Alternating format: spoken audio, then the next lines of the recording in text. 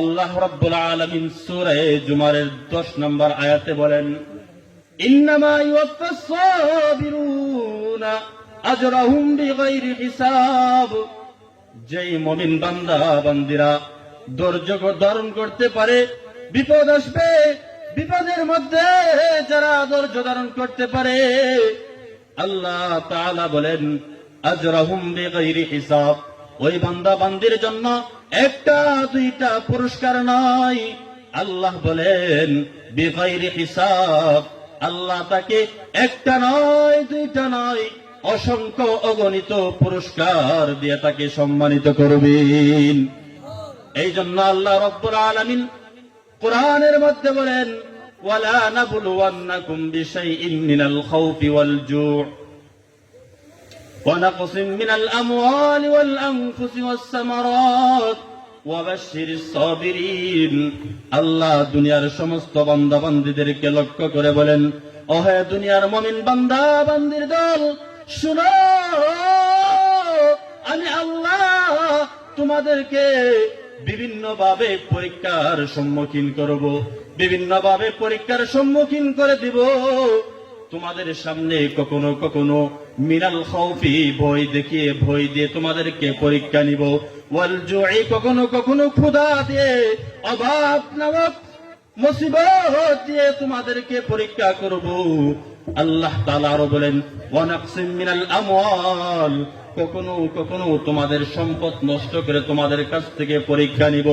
আবার কখনো কখনো ওয়াল আনফুসি, কখনো কখনো তোমাদের নিজের জানের ক্ষতি, জানকে কষ্ট দিয়ে দিয়ে তোমাদের কাছ থেকে পরীক্ষা নিব। ওয়াস সামারাত, কখনো কখনো জমিনের ফসল, বাগানের ফল বিনষ্টের মাধ্যমে তোমাদের কাছ থেকে আমি পরীক্ষা নিব।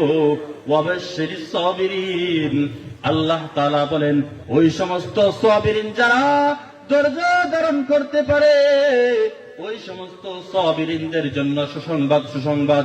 আল্লাহ বলেন, আল্লাযীনা ইযা আসাবাতহুম মুসিবাতুন ক্বালু ইন্না লিল্লাহি ওয়া ইন্না ইলাইহি রাজিউন। যখন কোন মুমিন বান্দার সামনে কোন মুসিবত চলে আসে, আর যখন সেই মুসিবতের সময় বলে ইন্না লিল্লাহি ওয়া ইন্না ইলাইহি রাজিউন, সমস্ত যত মাখলুকাত আছে আমরা সবাই আল্লাহ তাআলার জন্য, এবং একদিন আমরা সবাই আল্লাহ তাআলার কাছে ফিরে যেতে হবে। এই কথার মাধ্যমে যখন আমরা ধৈর্য ধারণ করতে পারবো, আল্লাহ বলেন উলাইকা আলাইহিম সালাওয়াতুম মির রাব্বিহিম ওয়া রাহমা, ওই সমস্ত বান্দা বান্দীদের উপর আল্লাহ তাআলার অনুগ্রহ এবং দয়া রয়েছে। এই জন্য মুসিবত আসবে, মুসিবত আসলেই এরকম ভাবে হতাশ হওয়া যাবে না। শেষ আয়াত, যে আয়াতটুকু আপনাদের কাছে তেলাওয়াত করেছিলাম, এই আয়াতের অনুবাদ করে ইনশাআল্লাহ আপনাদের কাছ থেকে বিদায় নেব। আল্লাহ বলেন, ইয়া আইয়ুহাল্লাযীনা আমানুসবিরু ইয়া আইয়ুহাল্লাযীনা আমানুস্তাঈনু বিস-সাবরি ওয়াস-সালাহ। ওহে দুনিয়ার বান্দা বান্দির দল, শুনো শুনো, তোমাদের কাছে বিপদ আসতে পারে, তোমাদের সন্তান আমি আল্লাহ নাও দিতে পারি, ক্ষণিকের জন্য তোমাকে আমি সন্তান নাও দিতে পারি, তোমাকে আমি সম্পদ দিয়া এরকম বিনষ্টের মাধ্যমে আমি তোমাকে পরীক্ষা করতে পারি।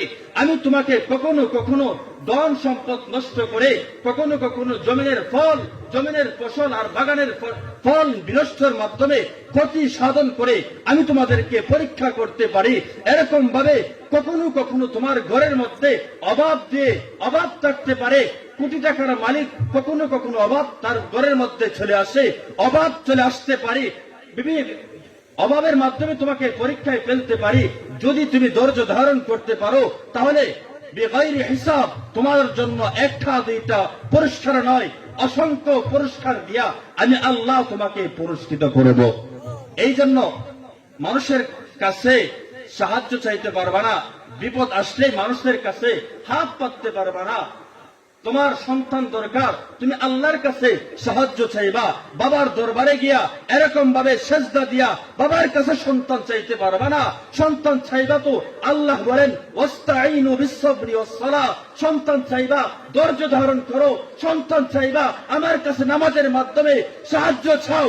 ওয়াস্তাঈনু বিস-সাবরি ওয়াস-সালাহ, যদি তুমি ধৈর্য এবং নামাজের মাধ্যমে আমার কাছে সাহায্য চাইতে পারো, আল্লাহ বলে তোমার যত বড় বিপদই হোক না কেন, যত কঠিন মুসিবত তোমার সামনে আসুক না কেন, আমি আল্লাহ তোমার সমস্ত বিপদ থেকে মুক্তি দিয়ে আমি তোমাকে মুসিবত থেকে উদ্ধার করবো। সুবহানাল্লাহ।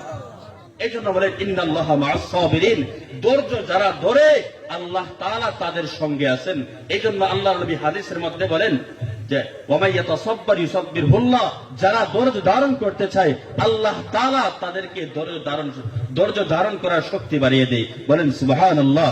যাই হোক, যে কথাগুলো বললাম, আমাদের এই মাহফিলটা করতে গিয়া শেষ কথার এক কথা, এই মাহফিল করতে গিয়া আমাদের এলাকার সমস্ত ভাইয়েরা হিমশিম খেয়ে গেছে, এলাকার মুরব্বীরাও